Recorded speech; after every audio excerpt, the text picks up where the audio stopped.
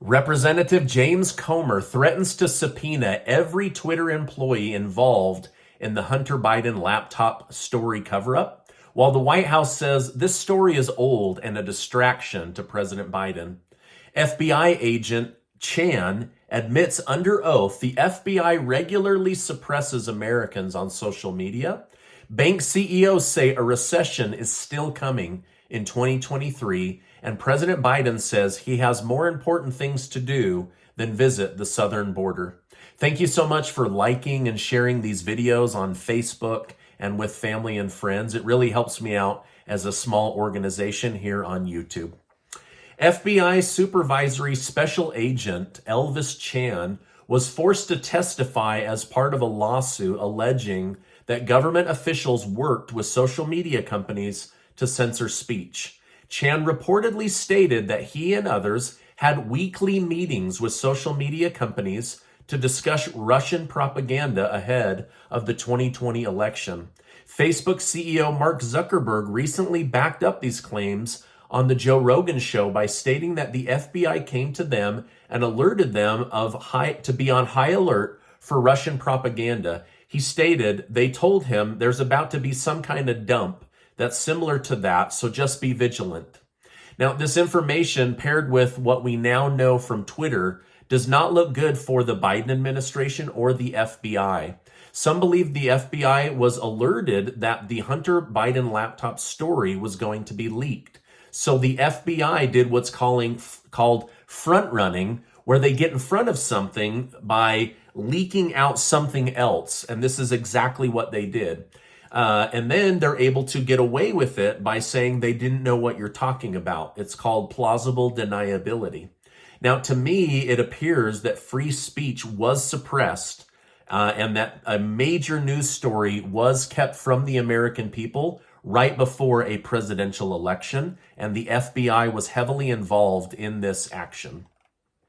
Former CIA attorney Brian Greer has offered some good insight on where Donald Trump currently stands on the investigation about him possessing classified documents at Mar-a-Lago. He stated, if the classified documents were just in a storage room, in a box that wasn't being accessed, that would be a harder case. But we now know some of the documents were found in Trump's personal office instead. And if the DOJ can use the unclassified intermingled records to show that Trump was accessing the classified documents, this case will be significantly stronger. Now, it does look like, based on finding this information, this is going to make this case of why these documents were at the president's house and in his personal office a harder case, but the DOJ is going to have to continue to prove why they believe that this was illegal or that the former president didn't have the authoritative right to possess these documents. In a major blow to President Biden's agenda, new language in this year's national defense bill will block the military from being able to force people to get the COVID vaccine.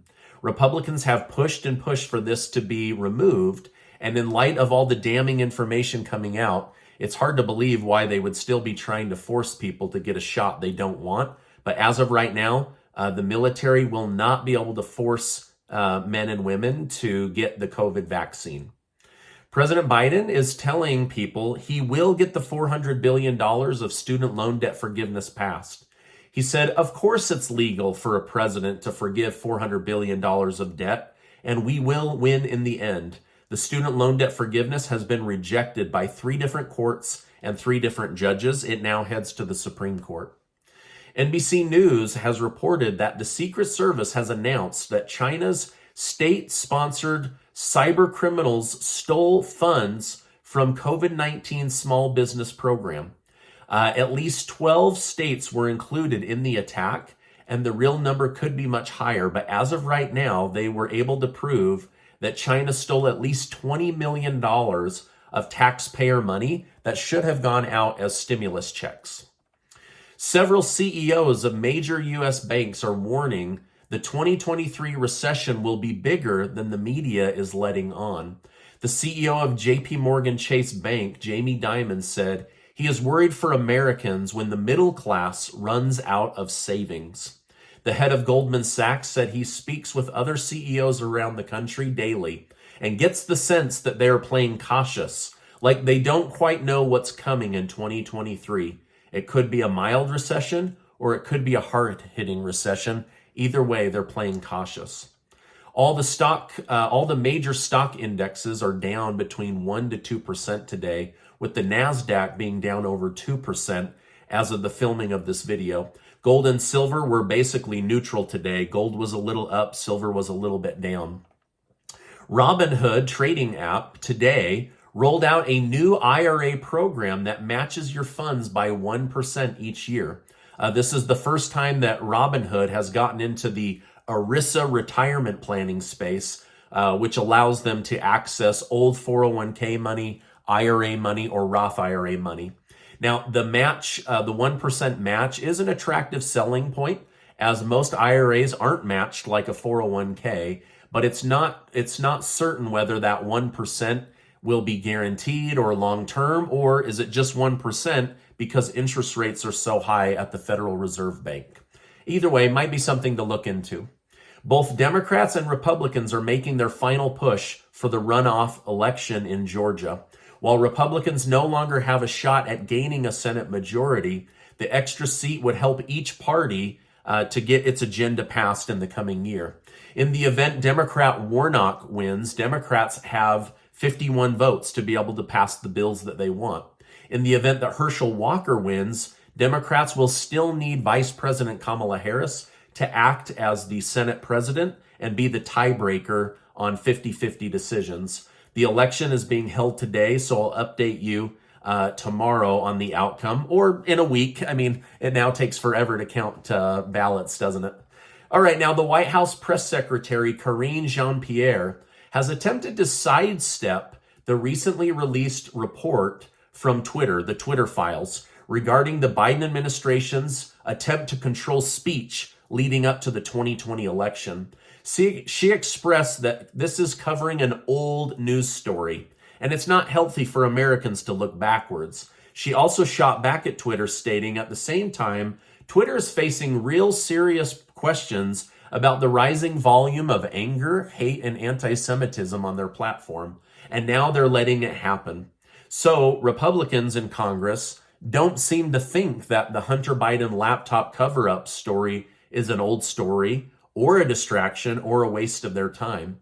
In fact, today, Oversight Committee Chair Representative James Comer announced he will be subpoenaing every Twitter employee involved in the cover-up to testify before his committee on why they covered up this story.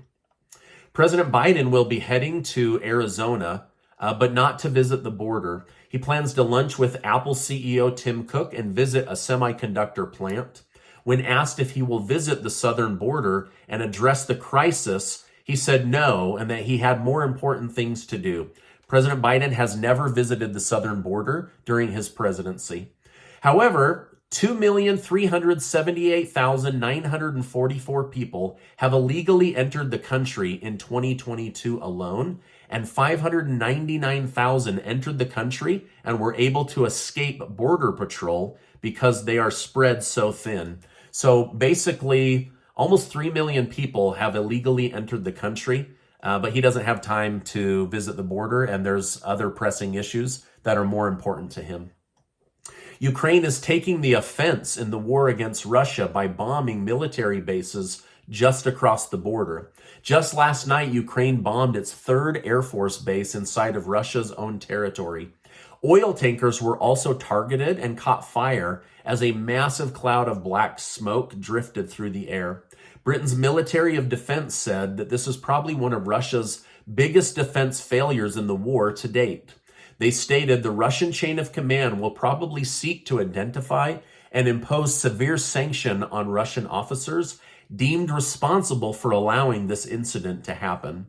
The reasoning for the escalation is quite simple. Russia keeps bombing Ukraine's energy grid. However, some commentators have noted that it's now riskier for the United States to support Ukraine now that Ukraine has taken the war over into Russia. Before, it was just in Ukraine, and Russia could be here, the United States could be here. But now it's kind of like the United States and Ukraine are in Russia doing damage with U.S. military weapons. So this could escalate the war. We'll see how Russia retaliates to another Air Force base being bombed.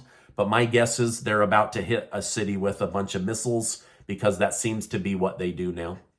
A new poll shows that Democrats want the United States to continue to fund Ukraine with money and U.S. weapons, while Republicans want to stop aid to Ukraine and have Russia and Ukraine start peace talks. So a little bit of difference between the two political parties. But what do you think? Should we continue to send money and weapons to Ukraine? Or is it time to demand they come to the table and discuss peace and be done with this thing? Let me know your thoughts down below. Now, before you go, make sure to take 20 seconds to go get your name entered to be one of the winners of the $15,000 in cash that my wife and I are giving away thanks to generous video sponsors. I'll make sure to leave a link down below. Now, before you go, I want to remind you that you are amazing. I appreciate you being in my community. Make sure to check out this super important video and be subscribed to the channel. Hey, thanks for stopping by today, and I will see you on the next video.